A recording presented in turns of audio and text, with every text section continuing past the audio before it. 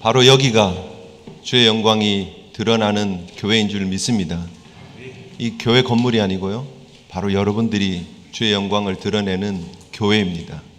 여러분들의 모습을 바라보며 세상이 하나님은 살아계시구나, 하나님은 정말 저들의 모습, 저들의 얼굴 가운데 나타나신 그런 하나님이시구나를 깨달을 수 있는 그런 하나님의 멋진 메신저의 삶을 살아가시는 우리 뉴욕 제일장로교회 되시기를 주님의 이름으로 축복합니다. 정말 복된 날이고 감사한 날입니다. 그러나 동시에 우리에게 주신 그 사명을 다시 한번 기억해야 되는 날이기도 합니다.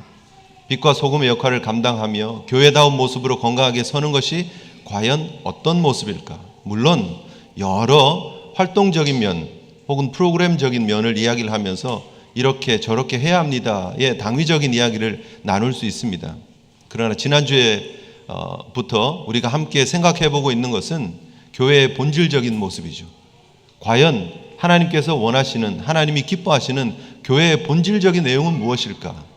사도 바울이 에베소 교회를 향해서 기도하고 있는 그 기도의 제목들을 우리가 함께 살펴보면서 우리가 그 내용들을 2주에 걸쳐서 생각해보고 있습니다. 14절부터 21절 안에 보면 부정사가 4개가 나옵니다. 부정사가 4개. 지난주에 우리가 하나는 살펴보았는데요. 16절에 보면 강건하게라고 하는 표현이 나옵니다. 강건하게. 너희 속사람을 능력으로 강건하게 하시오며, 강건하게. 그리고 17절에 보면 계시게가 나오고, 18절에 보면 깨달아라고 나오고, 그리고 19절에 알아라고 나옵니다. 그 4가지의 부정사가 나옵니다. 강건하게, 계시게, 깨달아, 알아. 바로 이 4가지가 사도 바울이 지금 에베소 교회를 향해서 가지고 있는 기도의 제목의 내용들이에요. 그래서 첫 번째는 속사람이 강건하게 되는 일이고, 두 번째는 우리가 오늘 살펴보려고 하는 그리스도께서 그들의 마음속에 계시는 것, 그리고 세 번째는 그리스도의 사랑을 아는 것, 그리고 네 번째 마지막으로 그 사랑에 측량할 수 없는 큰 그 사랑을 깨닫는 것이라고 사도 바울은 말하고 있습니다. 그래서 셋째, 넷째 사랑을 알고 깨닫는 것을 묶는다면 오늘 우리가 가지고 있는 설교 요약처럼 3가지의 포인트가 나오는 것이죠. 속사람이 강건해지는 것, 그리고 그리스도께서 우리 마음에 거하는 것, 그리고 하나님의 사랑을 깨닫고 아는 것, 그리스도의 사랑을 깨닫고 아는 것, 바로 그것이 3번째 포인트가 되는 것입니다. 오늘 우리가 지난주에 이어서 2번째 포인트를 우리가 살펴보려고 합니다. 오늘날 교회가 교회다움을 잃어가는 이유가 무엇일까? 금주에 제가 토탈 처치, 교회다움이라고 하는 책을 읽었습니다. 팀 체스터하고 스티브 티미스라고 하시는 분이 쓴 책의 내용을 보면 건강한 교회, 하나님이 원하시는 교회다움의 표징은 첫 번째는 복음이고 두 번째는 공동체라고 이야기를 합니다.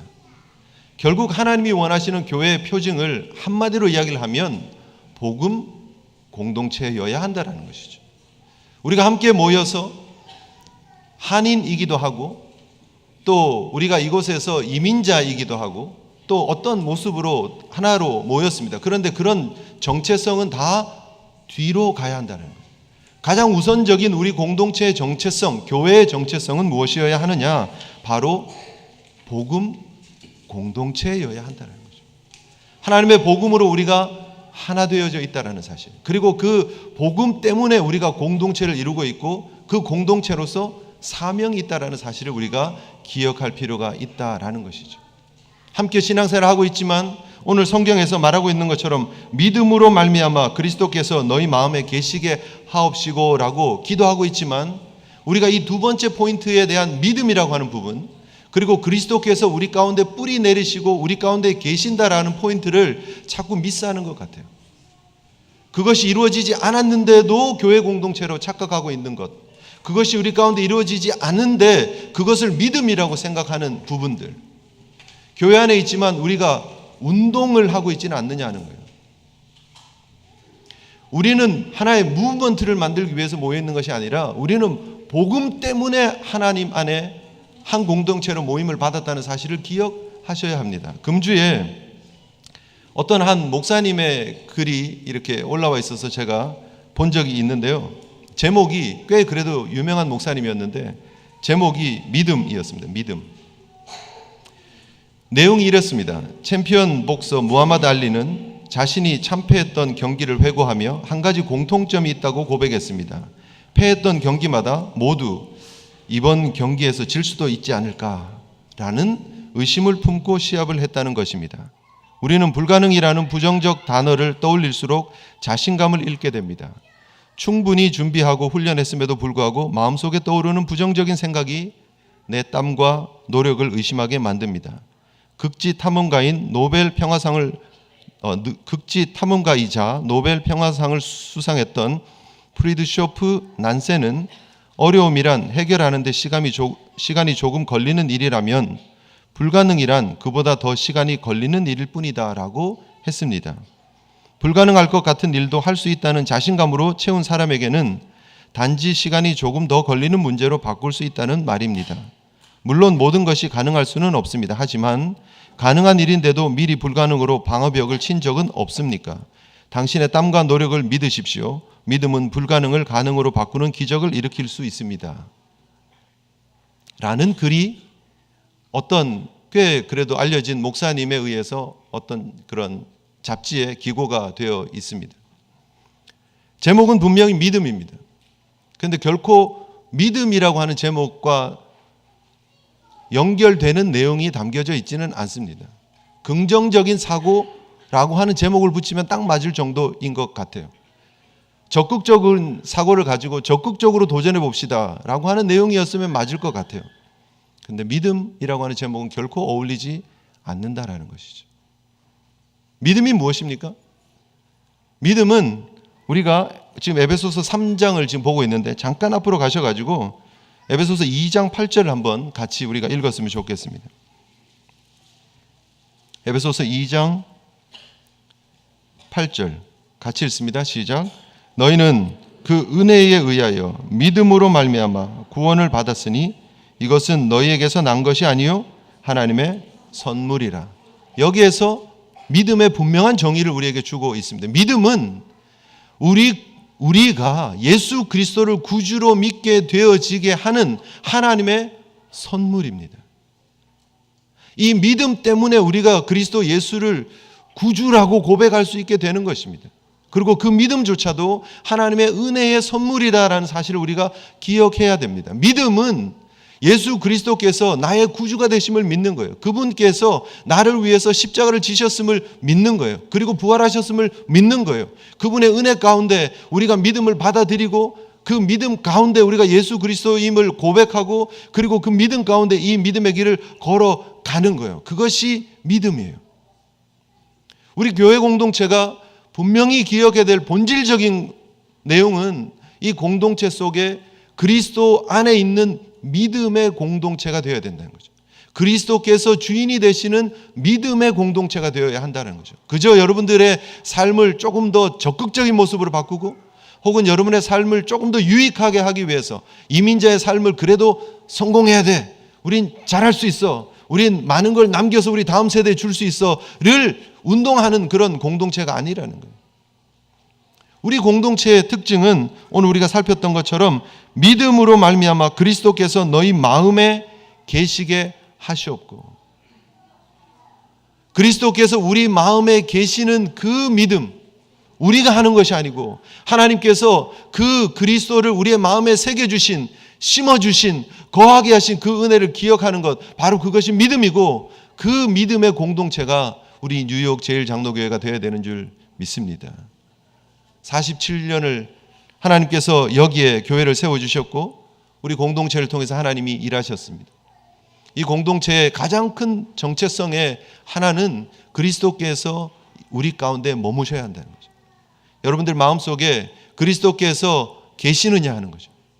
우리 마음속에 그리스도께서 계시는 것이 우리의 출발점이 되느냐 하는 것이죠. 날마다 그리스도께서 여러분 안에 거하심을 믿으시기를 바랍니다. 여기서 오늘 계시게 하옵시고라고 하는 표현은 뭐냐면 그냥 예수님께서 우리의 마음에 잠깐 들르셨다가 방문하시고 가시는 그런 표현이 아니에요. 예수님께서 우리 가운데, 그리스도께서 우리 가운데 들어오셔서 정착하신다 그런 말이에요. 예수님이 우리 가운데 들어오셔서 사신다 그런 말이에요. 예수님이 이제는 우리 가운데 머무신다라는 그런 표현이다라는 것이죠. 성경에 보면 마태복음 23장 21절에 또 성전으로 맹세하는 자는 성전과 그 안에 계신 이로 맹세하미요라는 표현이 있습니다. 그 안에 계시니라는 표현이 오늘 여기서 사용되어진 똑같은 표현입니다.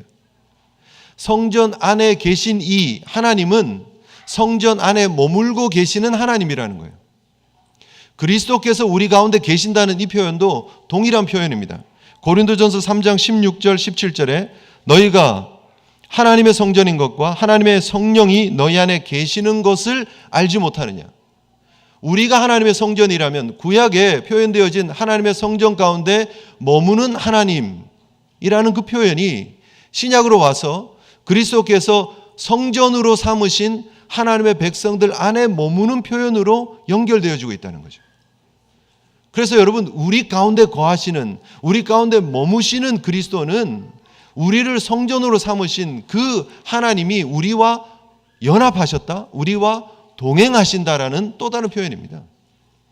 그래서 여러분, 오늘 그리스도께서 너희 마음에 계시게 하옵시고의 교회의 특징을, 우리 성도의 특징을 여러분 삶 가운데 잘 드러내시는 저와 여러분 되시기를 주님의 이름으로 축복합니다. 내 마음에 그리스도께서 계신가? 내 마음에 그리스도께서 머물러 계시는가? 그리고 동시에 우리가 드러내야 될 부분은 뭐냐 하면 오늘 그 뒷부분이죠. 너희가 사랑 가운데서 뿌리가 박히고 터가 굳어져서 라고 얘기를 합니다. 그리스도께서 우리 가운데 머무시고 동시에 진행되어지는 작업이 뭐냐 하면 하나님께서 우리 속에 사랑 가운데서 뿌리가 박히게 하신다는 거예요. 그리고 터가 견고하게 만드신다는 거예요. 이거는 식물이 자라는 표현과 건물이 세워지는 표현을 함께 섞어서 표현한 거예요.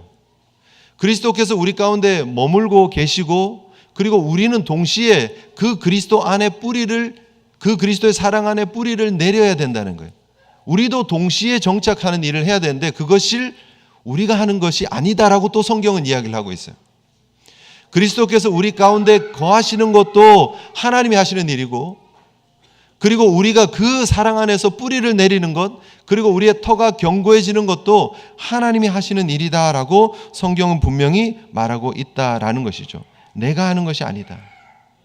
하나님께서 이것을 우리가 능동적으로 하는 것이 아니라 이게 수동형인 분사형으로 여기 좀 표현되어지고 있거든요. 우리가 그렇게 뿌리 내림을 당하는 하나님의 사람이다라는 그런 표현이에요.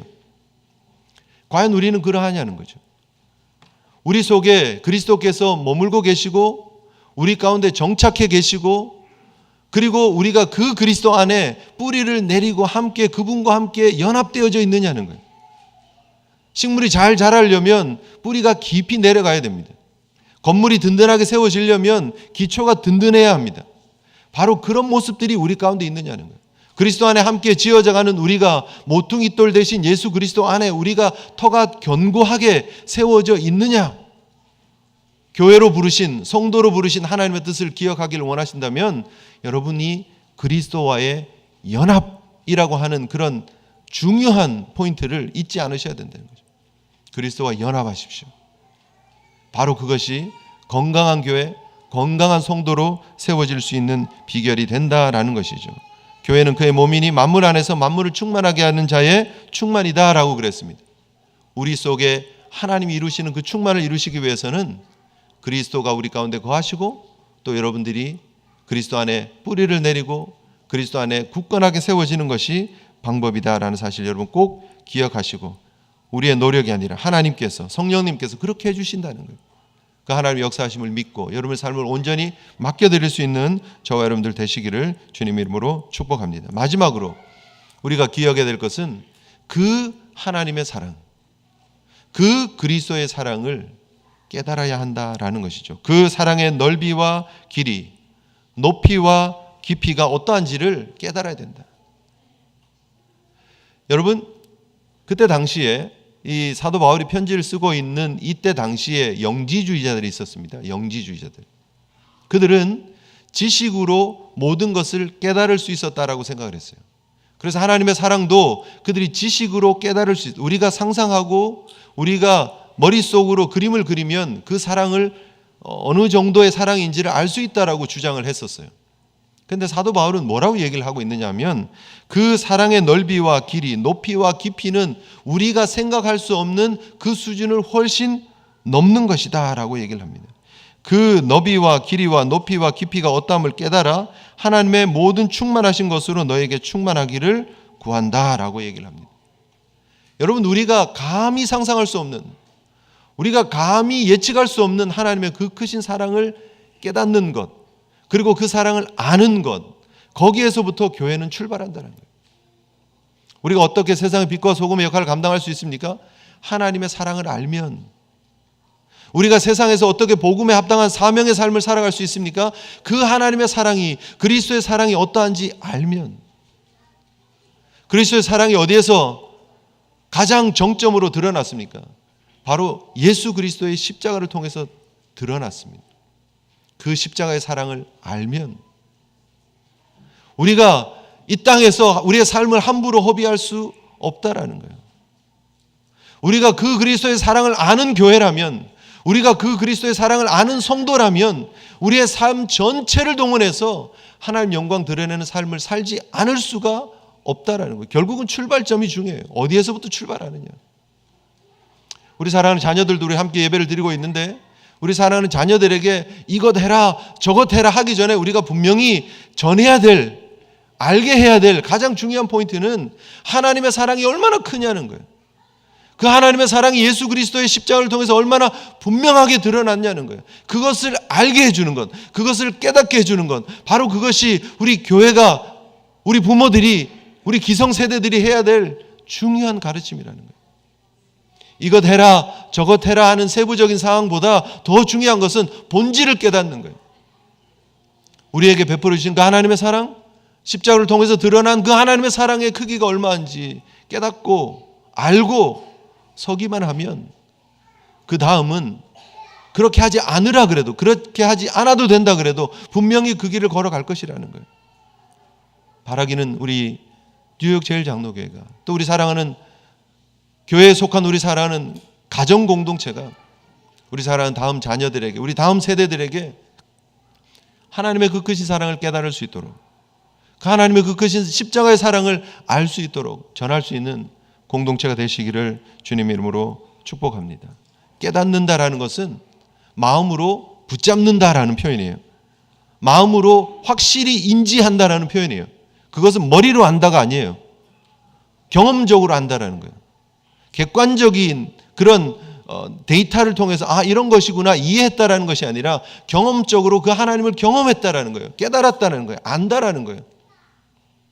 우리 부모님 세대들이 만난 그 예수 그리스도의 십자가의 은혜를 우리 사랑하는 자녀들도 알고 깨닫고 느낄 수 있도록 우리 귀한 복음을, 그 사랑을 잘 전할 수 있는 저와 여러분들 되었으면 좋겠습니다. 제 페이스북 친구의 글을 하나 소개를 하려고 합니다. 제가 이제 수련을 갔다가 이렇게 만난 청년이었는데요. 이제 페이스북 친구가 되었습니다. 근데 이 친구는 피지컬 테라피스트예요. 이제 물리 치료를 하는 그런 친구인데 뭐 괜찮아요. 이제 이번에 평창 동계올림픽 때 미국 컬링팀과 같이 가서 이렇게 물리치료 해주고, 또 그 이후에 한국팀 그 패럴림픽이 있었잖아요. 우리 장애인 올림픽이 있었잖아요. 거기 이제 한국이 처음으로 남자팀 하키에서 동메달 땄어요. 근데 거기에서 이제 물리치료사로 일해주고, 지금도 올림픽 그 위원회랑 이렇게 계속 일을 같이 하면서 그 장애 이게 등급 판정하는 일을 해야 돼요. 그래서 등급에 나눠서 경기를 할 수 있으니까 이제 그런 일을 하는 친구인데, 이번 8월에 그 일들을 하는 중에 이제 본인이 일하던 걸 접고 선교사로 나갔습니다. 뭐 이제 계속 그런 건 아니고요. 1년을 정하고 지금 8월에 선교사로 나갔습니다. 그래서 세계 곳곳을 돌아다니면서 자기는 원래는 물리치료사인데 가서 쿡을 해요. 요리 이렇게 하면 주방에서 일하면서 선교 일을 하고 그 지역에 있는 선교사님들 만나서 치료해드리고 위로해주는, 그래서 선교사님을 위한 선교사를 하겠다. 그리고 자기가 가는 데마다 이렇게 요리를 해가지고 이렇게 자신의 재정을 벌고 하는 그런 일들을 해요. 근데 그분이 이번에 글을 하나 올렸습니다. 제가 읽어드릴게요. 저는 제가 PT로서 이제 피지컬 테라피스트입니다. 하는 일을 사랑합니다. 환자를 보고 그 환자가 낫는 것을 보는 것보다 제게 보람을 주는 일은 많지 않습니다. 그리고 감사하게 하나님께서는 제가 사랑하는 이 일을 통해 그분의 이름을 영화롭게 하는 다양한 기회를 통해 저를 축복하셨습니다. 이번 주 저는 8번째 세계 등급 분류 심판관으로 임명받아 핀란드로 트레이닝을 받으러 왔습니다. 저는 북남미 지역에서 유일한 국제 심판관으로서 북남미 지역을 돌아다니면서 선수들을 만나고 심사하는 일을 하게 되었습니다. 이렇게 제가 사랑하는 일을 통해 올림픽, 세계 컬링협회, 또 세계적인 선수들과 일할 수 있는 기회를 얻을 수 있다는 것은 정말 흔치 않는 것을 알기에 굉장히 자부심을 느낍니다. 그러나 그것은 내가 누구인지를 정의하지 않습니다. 그것은 내 진정한 정체성이 아닙니다. 저는 나를 위하여 십자가에서 자기의 독생자 아들을 주신 하나님의 자녀로 무엇을 하던 그분의 이름을 존귀케 하는 자로 만들어진 존재입니다. 몇몇 분들은 이미 알고 계시겠지만 현재 저는 하나님의 부르심에 순종해 미국에서의 삶을 내려놓고, 거기 편안함이라고 이렇게 괄로 해놨습니다. 미국에서의 삶을 내려놓고 주님께서 부르신 곳에서 병원이 아닌 부엌에서 일하고 있습니다.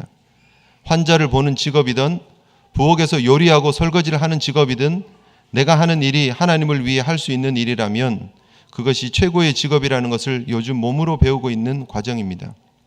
재미있는 건 하나님께서 제 삶의 모든 경험들을 복음을 나누는 데 사용하게 해주십니다.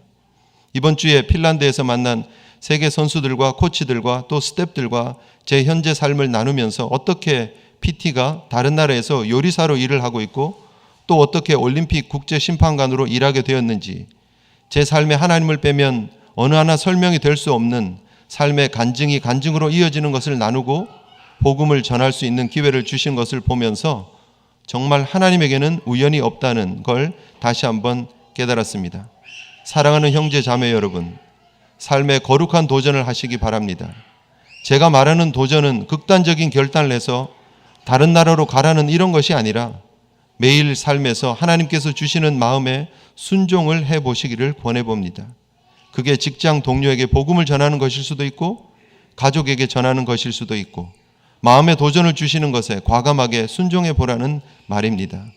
사람들이 종종 저를 보면서 도전을 받는다고 하는데 저는 누구에게, 사람들에게 도전을 주려고 사는 사람이 아닙니다.